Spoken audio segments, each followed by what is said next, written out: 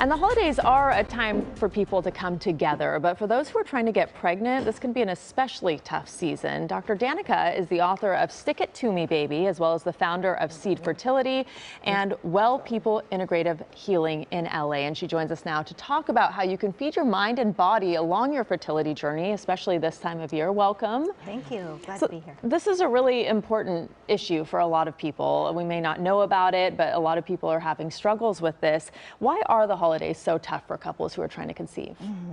Well, it's a matter of the couples being or the women, people who are going through it, they've gone through this entire year and they were expecting the holiday to be different this time. Yeah, so they were hoping this would be maybe a marker of a baby. Right. Yeah. And people are always asking how they can increase their chances of getting pregnant. You say it comes down to two things. What are they? Yeah, fertile thoughts, which means a change in our thinking. So reframing what's happening to find some kind of opportunity for a positive change in their life and a way to integrate what's happening so that they're not so beaten down by the process. If they can learn how to believe in themselves again through hard times, then they become strengthened through the journey. And that's one of my key goals. Once they learn that they've set their sights on something and they're going to be given some guidance along the way about how to get where they're going. It's like setting our GPS. You don't set the GPS and then doubt that it's going to take you there. You decide, I'm going to believe that this is going to work for me, and then you start trusting yourself, and then you connect the dots. And so that's how I frame these fertile thoughts, this way of thinking about the process differently.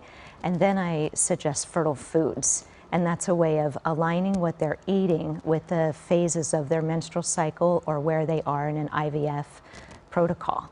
I want to talk to you about that in just a minute because that's interesting. But, you know, this mindset, it can be hard if you've been through years of struggles, if you've lost babies, if you're kind of giving up hope, if maybe you don't have the best prognosis from the doctor. I mean, how do you change your mindset in that way? Yeah, well, it is definitely a practice, and how I do it in my practice is I get the women to look over life review, do a life review and think, where was it the hardest for me and how did I overcome that? So I generally will ask them, how did you meet your partner? And when I ask them that, they have a smile if they're in a happy relationship.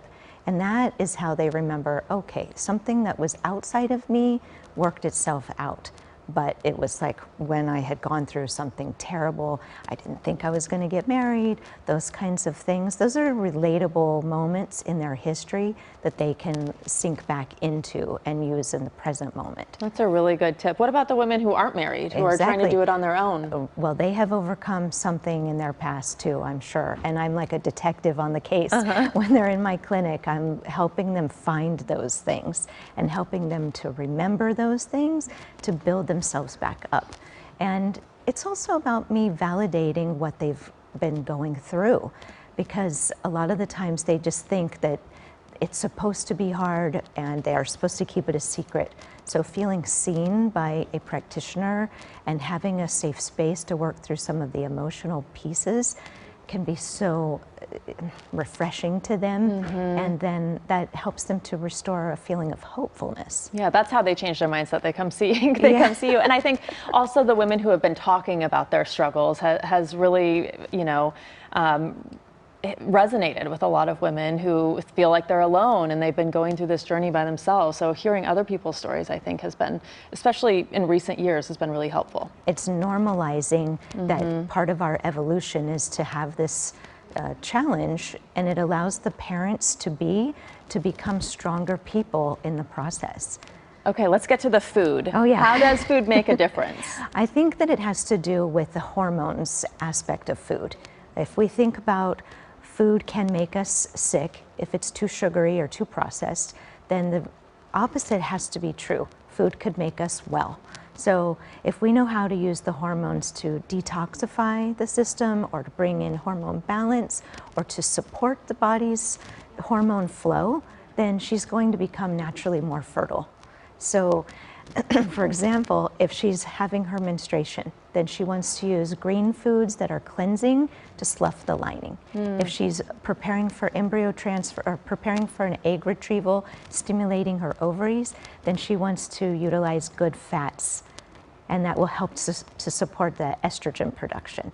When she's in the second half of her cycle, following an embryo transfer or post-ovulation, then she uses warming foods that are high in progesterone or that help keep her temperature up.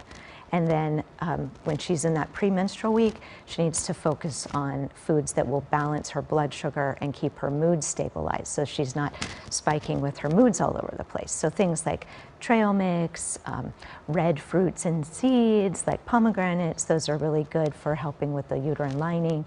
And so it just has this natural flow, and the women, they do that diet and they then feel better, and then it's easier to think more positive about the whole process. It all makes sense with the body. It just, sometimes you need a little guidance. So we're happy you're around, and thanks for coming and sharing the morning with us. We appreciate having you.